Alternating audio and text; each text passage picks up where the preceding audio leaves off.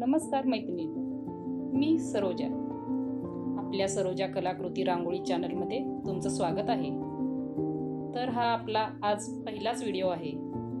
तर तुम्ही माझ्या उलन रांगोळीला प्रतिसाद द्याल ही अपेक्षा. आज मी तुम्हाला सुंदर अशी उलन रांगोळी डिझाईन दाखवणार आहे. ही रांगोळी बनवण्यासाठी मी रेक्झिनचा वापर केला आहे. रेक्झिनच्या बेसवर बनवल्यामुळे ती टिकाऊ आणि सोपी पण असते.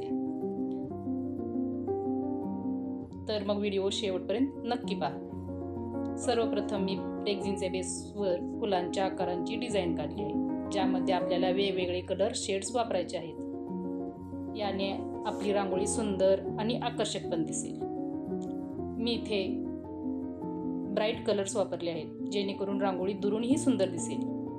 तुम्हीही तुमच्या आवडीनुसार वेगवेगळे रंग वापरू शकता. तुम्हाला कुठला रंग आवडतो तो मला कमेंटमध्ये नक्की सांगा. रंगांची कॉम्बिनेशन चांगली ठेवली तर रांगोळी अजून सुंदर दिसते.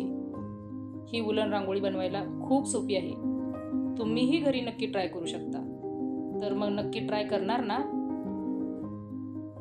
यानंतर वेगवेगळ्या रंगांचे उलन वापरून हळूहळू डिझाईन भरायला सुरुवात करूया.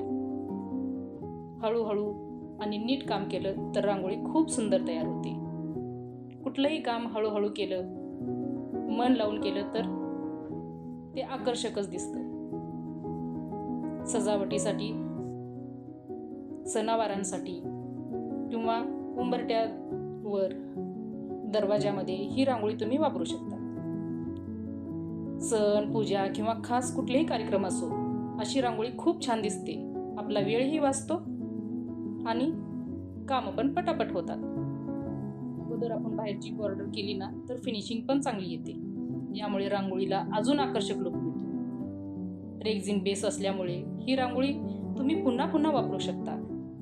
ही उलन रांगोळी वॉशेबल पण आहे. अशा रांगोळी भरपूर ठिकाणी बनवल्या जात आहेत. बायकांचा आपला वेळही जातो आणि आपली मनासारखी कलाकृती पण सादर करता येते. आवड असली ना तर नक्की सवड मिळते. त्यामुळे आपलं मनही लागून राहतं आणि आपल्या अंगातली कला पण बाहेर येते. तर मैत्रिणी, ही होती रेक्झिन बेसवर सुंदर अशी बनवलेली उलन रांगोळी डिझाईन. तुम्हाला ही रांगोळी कशी वाटली ते कमेंटमध्ये नक्की सांगा. माझा व्हिडिओ हा तर तुम्ही पाहिलाच आहे, तर तुम्ही माझ्या उलन रांगोळीला नक्की प्रतिसाद द्याल ही अपेक्षा आहे. व्हिडिओ आवडला असेल तर लाईक करा आणि अशाच सुंदर रांगोळीसाठी सरोजा कलाकृती रांगोळी चॅनलला सबस्क्राईब करा. धन्यवाद.